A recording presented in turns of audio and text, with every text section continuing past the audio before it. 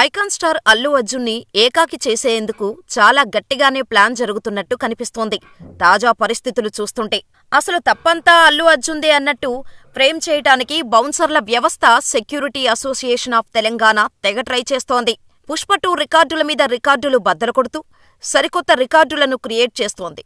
కానీ అల్లు అర్జున్ కానీ, movie team కానీ ఈ సక్సెస్ను మనస్ఫూర్తిగా ఎంజాయ్ చేయలేకపోతున్నారు. దానికి కారణం సంధ్యా థియేటర్ దగ్గర జరిగిన తొక్కిసలాటలో రేవతి అనే మహిళ ప్రాణాలు కోల్పోవటం, శ్రీతేజ్ అనే బాలుడు కోమాలో ఉండటమే కారణం. ఇదిలా ఉంటే ఈ ఘటన జరగటానికి కారణం అల్లు అర్జునే అన్నట్టు తెలంగాణ గవర్నమెంట్ ఫ్రేమ్ చేయటమే కాదు, కేసు నమోదు చేసి అల్లు అర్జున్ని జైలుకు కూడా పంపించింది. కానీ బెయిల్ వచ్చినా విడుదల చెయ్యకుండా కావాలనే ఒక రోజంతా జైల్లోనే ఉంచింది. ఇక అప్పటినుంచి తెలంగాణ సీఎం రేవంత్పై తీవ్రమైన వ్యతిరేకత రావటంతో అది కవర్ చేయటానికి చాలా ట్రై చేస్తూనే ఉన్నారు.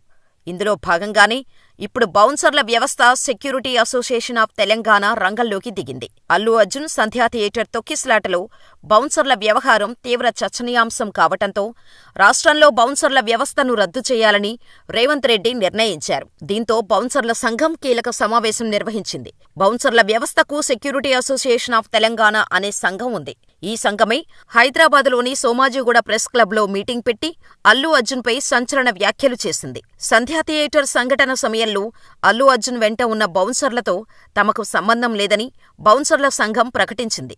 అంతేకాకుండా అనుమతి లేకుండా బౌన్సర్లుగా ఉన్నవారిపై చర్యలు తీసుకోవాలని కూడా సంఘం డిమాండ్ చేసింది. గుర్తింపు లేకుండా కొనసాగుతున్న ఏజెన్సీలపై చర్యలు తీసుకోవడంతో పాటు వేలాది మందికి ఉపాధి కల్పిస్తున్న ప్రైవేట్ సెక్యూరిటీ వ్యవస్థకు తోడ్పాటును ఇవ్వాలని బౌన్సర్ల సంఘం వారు ప్రభుత్వానికి విజ్ఞప్తి చేశారు.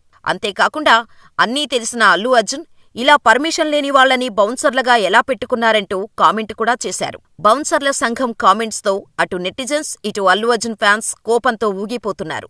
సెక్యూరిటీ ఇవ్వాల్సిన బౌన్సర్లు డబ్బులు తీసుకుని ఓవరాక్షన్ చేస్తారని కామెంట్స్ పెడుతున్నారు. బౌన్సర్లు చేసే ఓవరాక్షన్తోనే ఫ్యాన్స్ హర్ట్ అవుతున్నారని, జీవనోపాధి కల్పించిన వారిపై ఇలాంటి అభాండాలు వేయటం సరికాదంటూ గట్టిగానే కౌంటర్ ఇస్తున్నారు.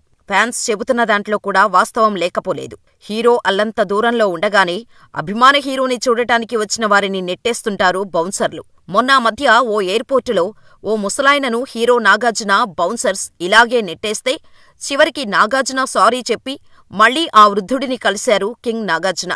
ఇలాంటి ఎన్నో ఘటనలు ఉన్నాయి. అల్లు అర్జున్ కేసు విషయంలో కూడా ఇదే జరిగిందని నెటిజన్స్ చెబుతున్నారు. Allu Arjun, bouncer Anthony fans ని నెట్టడం వల్లే ఈ ఘటన జరిగిందన్న వాదనలు ఉన్నాయి. ఈ నేపథ్యంలోనే యాంటోనీని అరెస్ట్ చేశారు పోలీసులు. మరి అల్లు అర్జున్ కేసు విషయంలో ఎవరిది తప్పు అని మీరనుకుంటున్నారో మాకు కామెంట్ చేసేయండి.